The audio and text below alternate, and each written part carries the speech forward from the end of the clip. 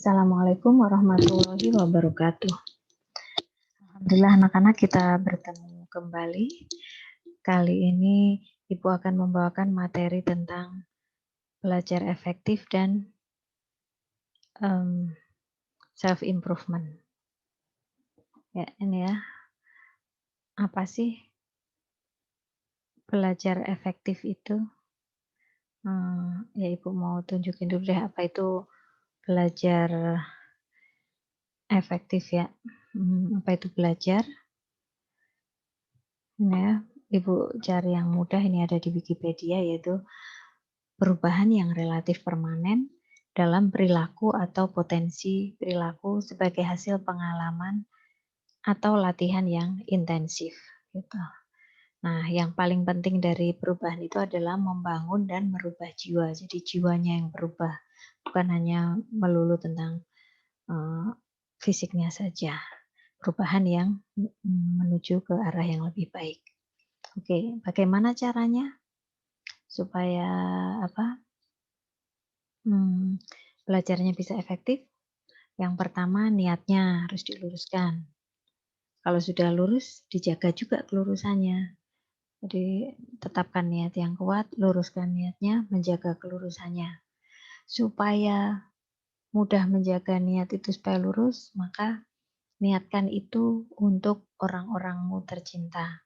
Orang-orang yang menjagamu, yaitu terutama adalah yang paling mudah saat ini kalian sebagai anak adalah orang tuamu, bukan pacar ya, nggak boleh. Jadi ke orang tuamu lah yang menyiapkan diri, memasang badan paling utama, paling pertama untuk dirimu, menjagamu, melindungimu. Seperti itu, maka niatkan supaya kamu bisa membanggakan orang tuamu.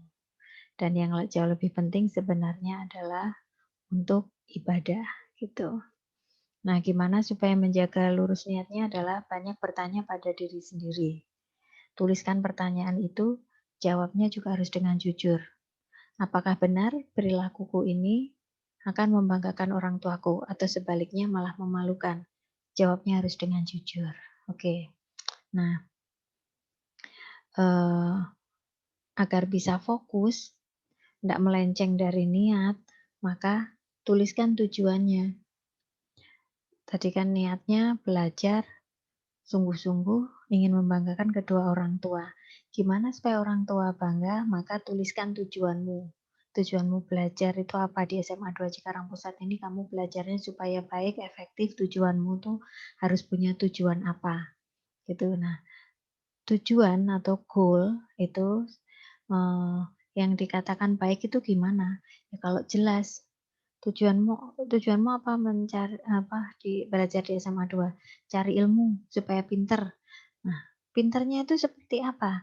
Harus jelas. Pinter kan itu harus ada ukurannya seperti itu. Jadi terdefinisikan apa, kapan, bagaimana.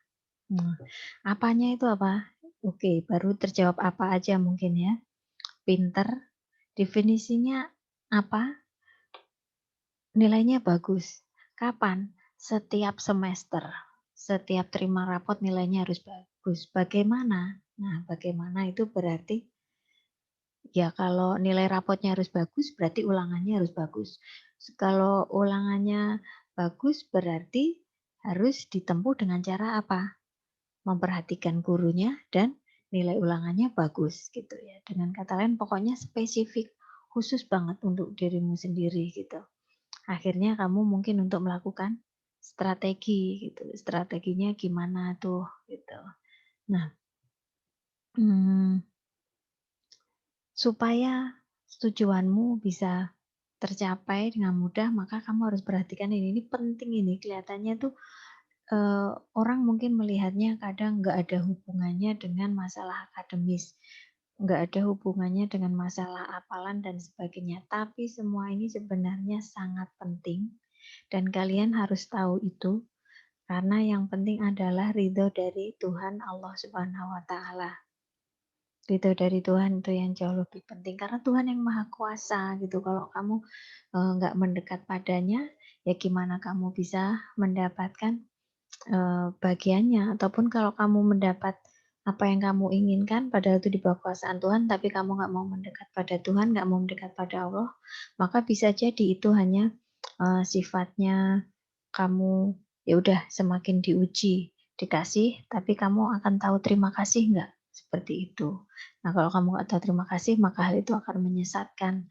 Nah, supaya nggak diuji dan sebagainya, supaya kita nggak tersesat, maka dari awal sudah niatkan kamu harus mendapat ridho Tuhan. Bukan hanya sekedar izinnya, tapi juga ridhonya. Karena semuanya apapun yang terjadi itu atas izin Allah, tetapi belum tentu ridho, ya kan? Ketika ada seseorang yang sukses merampok, sukses mencuri, itu kan terjadi atas izinnya. Tapi apakah Allah ridho pada itu? Tentu tidak, gitu kan? Sama juga ketika seseorang pinter, udah jadi pejabat, apakah itu pasti diridhoi? Ya kalau dia menjadi pejabat yang korup, ya nggak diridhoi, itu hanya diizinkan saja, seperti itu, ya. Nah, kemudian selanjutnya setelah Tuhan, maka orang tuamu. Orang tuamu penting kamu dapatkan ridho orang tuamu, karena ridho Allah, ridho Tuhan itu adalah bersamaan dengan ridho orang tuamu. Orang tua pasti menginginkan yang terbaik untuk anaknya, gitu ya. Dan selanjutnya gurumu.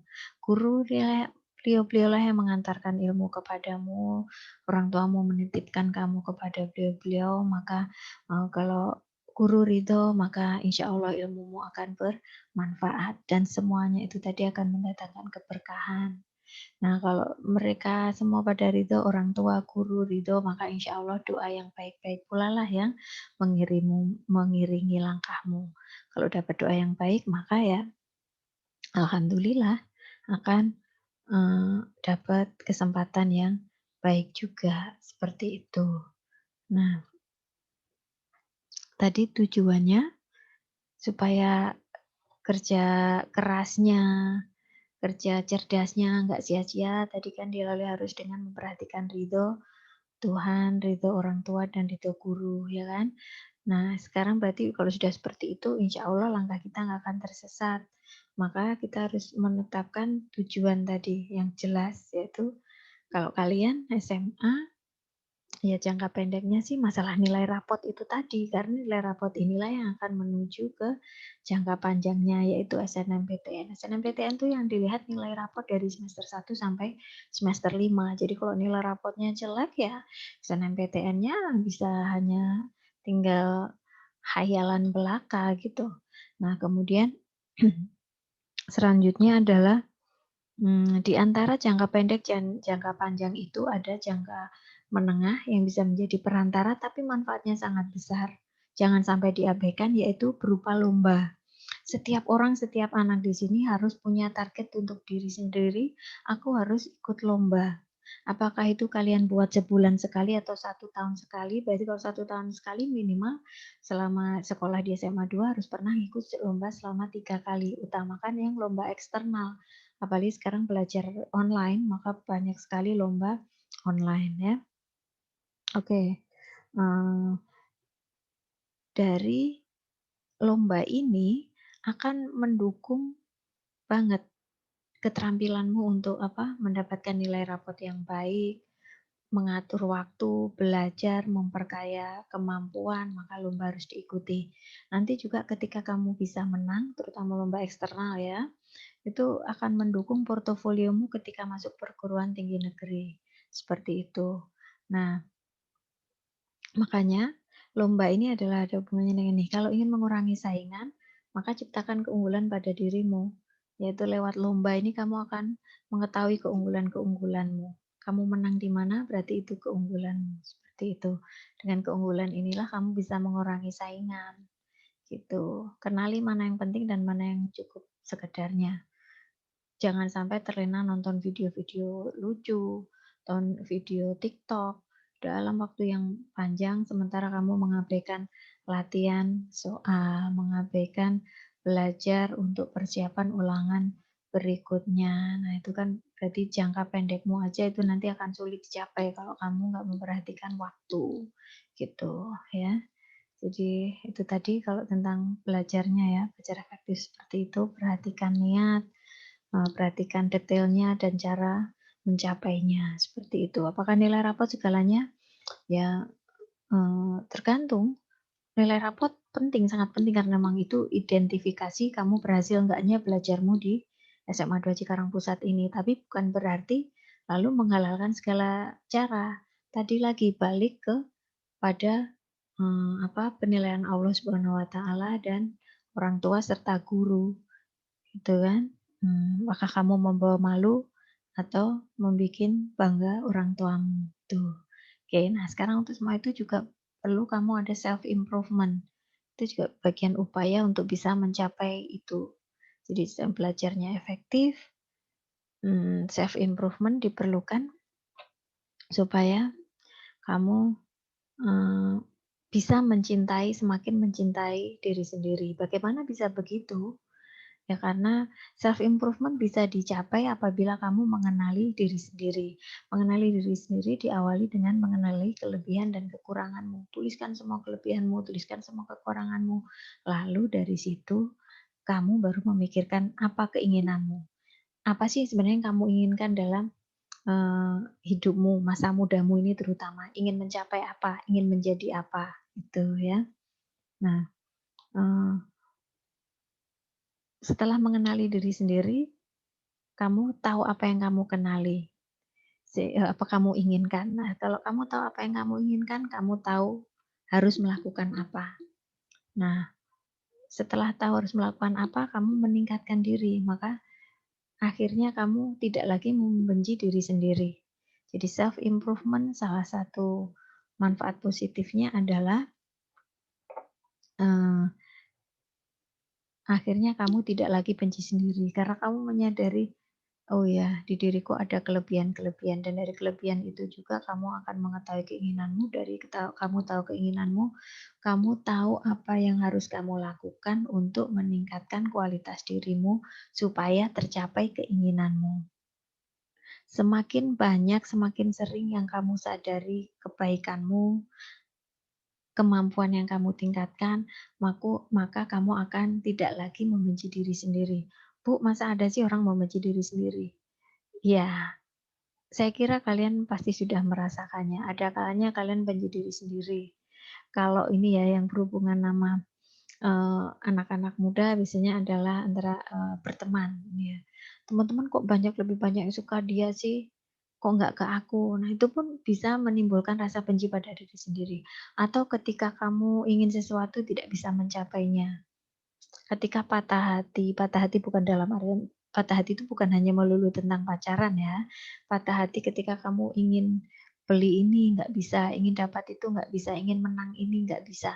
Ketika kamu tidak bisa mencapai apa yang kamu inginkan, maka biasanya itu akan muncul rasa benci pada diri sendiri. Misalnya juga gitu, ingin banget membanggakan orang tua, tapi kok belum bisa ya, gitu. Itu kadang-kadang, seringkali menimbulkan rasa benci pada diri sendiri. Nah, makanya kalau kamu ingin bangga pada orang tuamu, jelaskan tujuanmu itu supaya kamu bisa mencapai tujuanmu itu dengan benar. Nah, itu salah satu contohnya adalah ini, meningkatkan kemampuan diri, belajar dengan baik, tujuan yang jelas.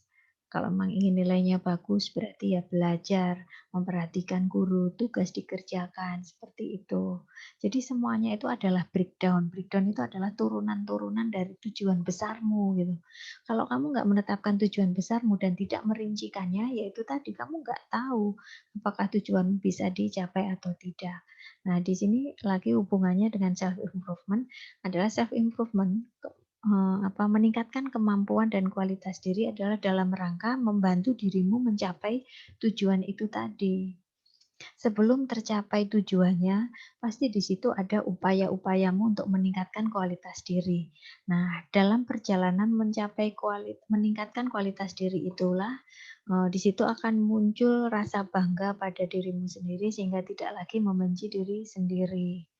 Kemudian, eee, kalau nggak benci berarti udah cinta pada diri sendiri, karena self improvement juga akan meningkatkan, pandangan positif pada dirimu sendiri. Kemampuanmu meningkat, kamu akan meningkatkan, kemampuanmu meningkat, kamu akan merasakan itu. Nah, dan yang paling penting adalah menyadari bahwa modal terpenting dan terbaik adalah dirimu sendiri. Ya, misalnya gini, kalian anak orang yang sangat mampu.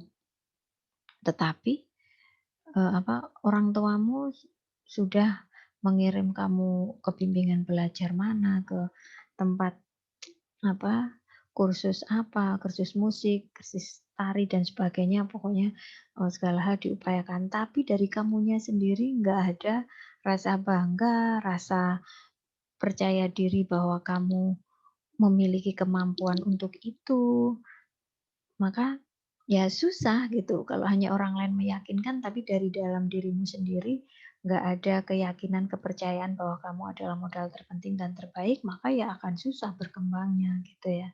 Jadi diri sendirilah yang paling utama. Maka itu tadi penting jangan benci diri sendiri dan cintai dirimu sendiri.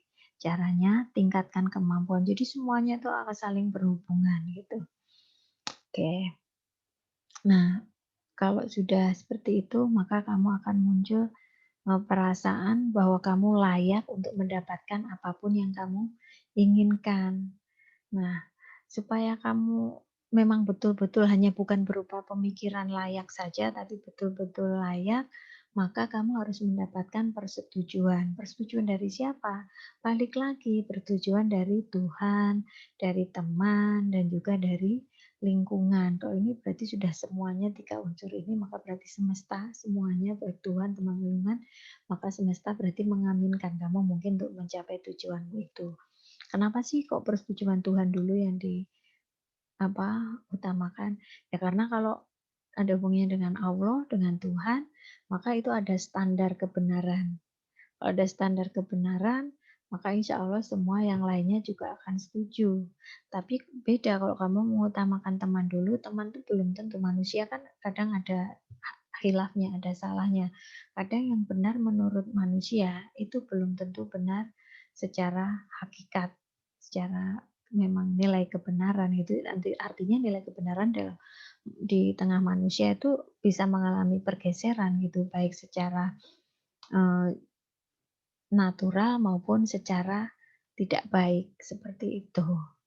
Ya, ya contohnya kalau masalah pacaran aja.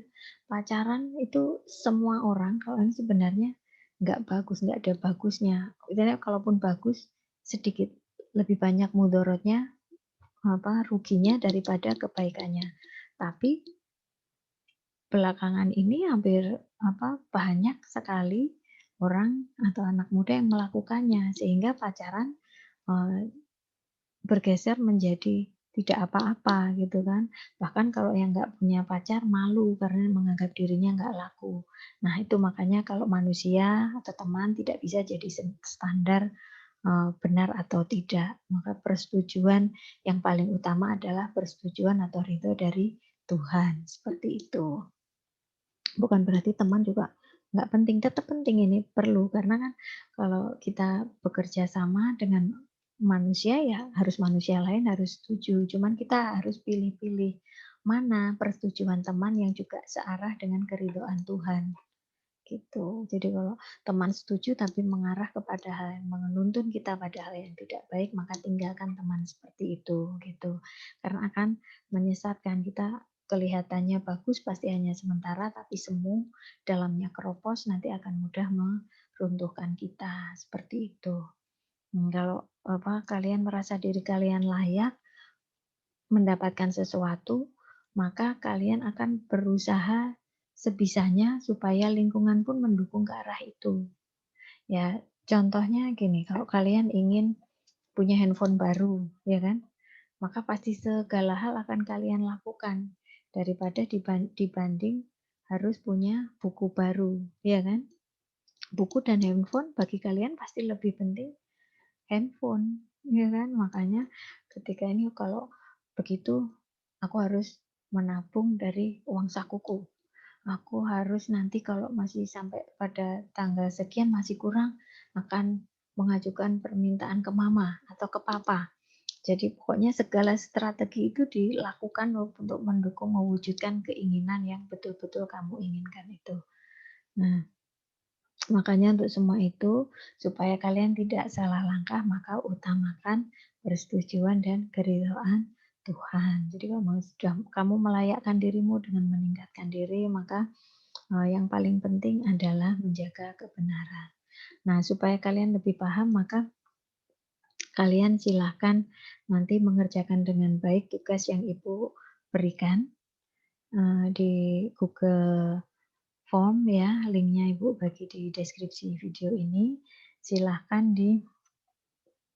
eee, silahkan dikerjakan dengan baik. Sekian Ibu, mohon maaf apabila ada hal-hal yang, kurang tepat, eee itu semua karena memang manusia ada salahnya, maafkan Ibu, dan bila ada benarnya semuanya datang dari Allah Subhanahu wa taala. Terima kasih atas perhatiannya, semoga bermanfaat. Wabillahi taufik wal hidayah. Wassalamualaikum warahmatullahi wabarakatuh.